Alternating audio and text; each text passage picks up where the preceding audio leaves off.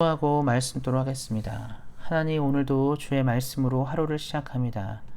말씀이 주는 평안과 위로가 넘쳐나게 하시고 하나님의 은혜를 깨닫는 시간 되도록 함께 하시기를 기도합니다.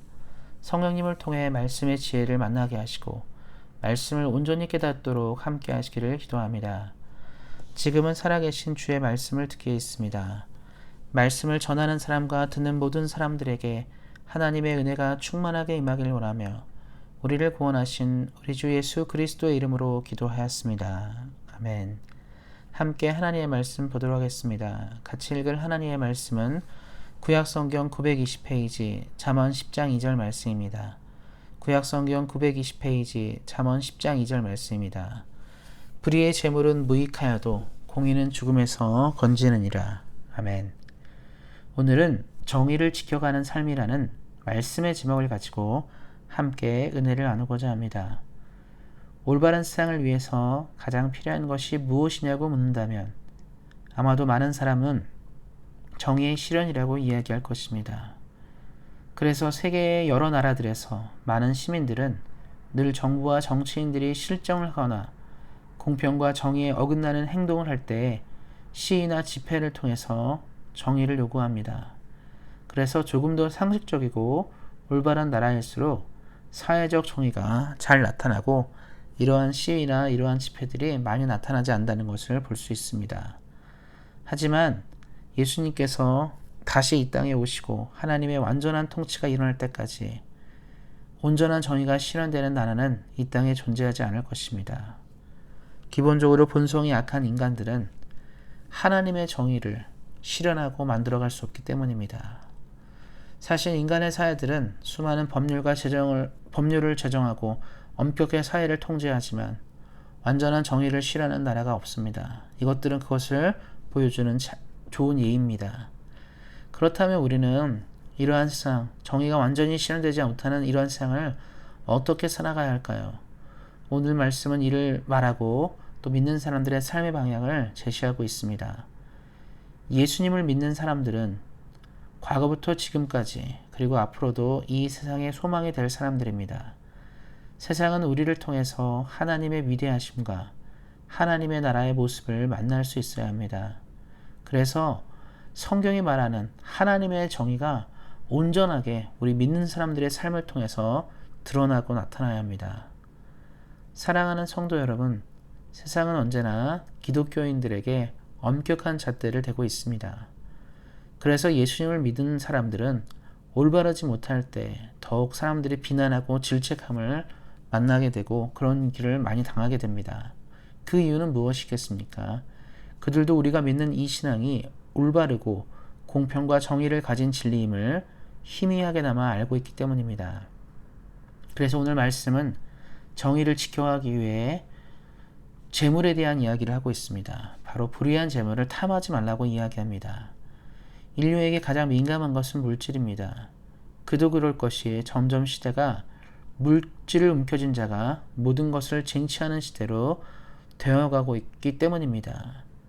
그래서 사람들은 어려서부터 부를 갖는 것에 큰 관심을 가지고 있습니다. 땀 흘려 일하고 재산을 불려가는 것에 대해서 사실 성경은 기본적으로 잘못되었다고 이야기하지 않습니다. 오히려 열심히 살아가며 좋은 부자가 되는 것은 성경이 늘 강조하는 것입니다. 하지만 성경은 불의한 재물에 대해서는 극도로 경계합니다. 정정당당하게 벌어들이지 못한 수익은 하나님 앞에서 무익하다라고까지 말하고 있습니다.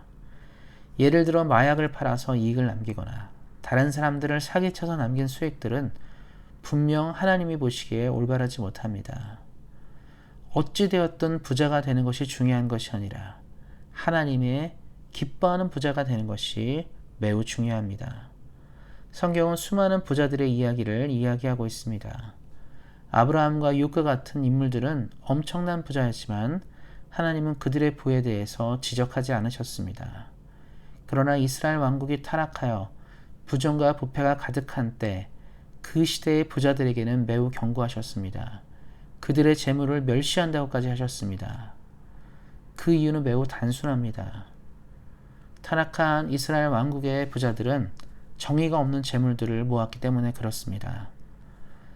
사랑하는 성도 여러분들이 이 시대를 하시면서 언제나 하나님이 기뻐하시는 재물들을 성실하게 모으시며 칭찬받는 부자가 되고 인생 되시기를 예수님의 이름으로 축원드립니다. 그리고 다음으로 우리가 살펴볼 것들은 우리가 정의를 세우기 시작할 때 우리는 세상을 살리는 사명을 감당하게 될 것입니다. 정의는 죽음에서 사람을 건져내는 역할을 합니다. 우리는 살맛 나는 세상을 만들기 원하고 그러한 세상을 살기 원합니다.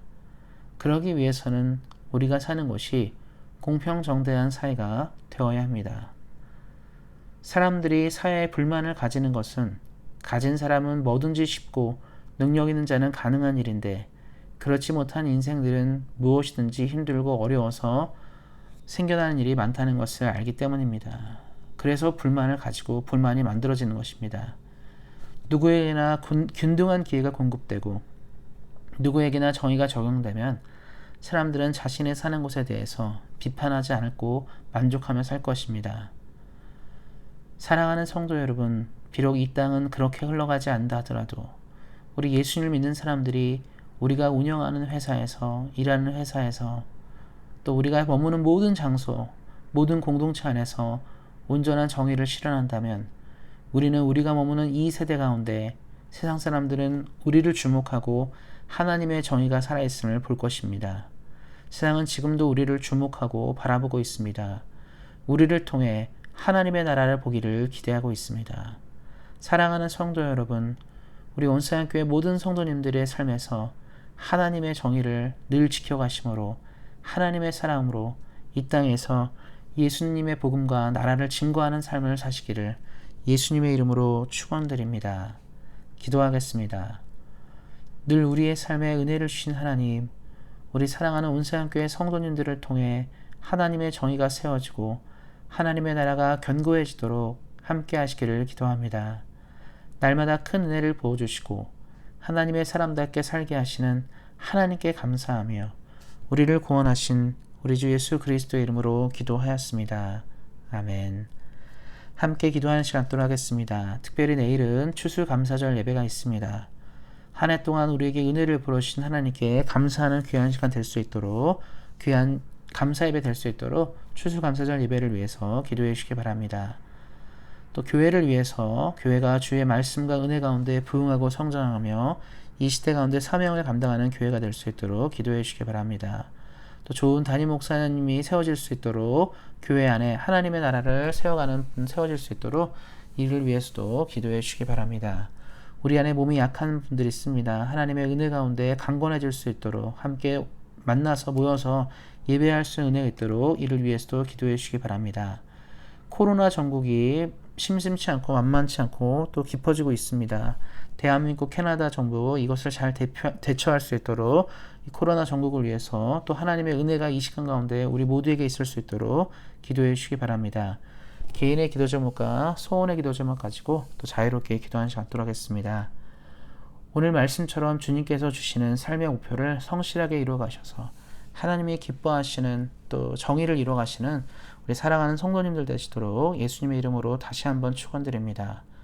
오늘도 말씀 안에서 은혜 안에서 승리하세요. 주의 사랑으로 사랑합니다.